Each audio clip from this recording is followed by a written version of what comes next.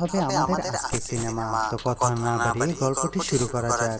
সিনেমার শুরুতে আমরা জঙ্গলের ভেতরে একটি পরিত্যক্ত বাড়ি দেখতে পাই, যে বাড়ি থেকে পালানোর জন্য একটি মেয়ে খুব ভীত অবস্থায় ছুটোছুটি করছে।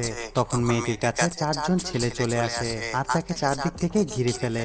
এই চারজন ছেলের লিডারের নাম গিরি, আর চার্লি তিনজনের নাম চান্দু, নায়ক ও শিবা।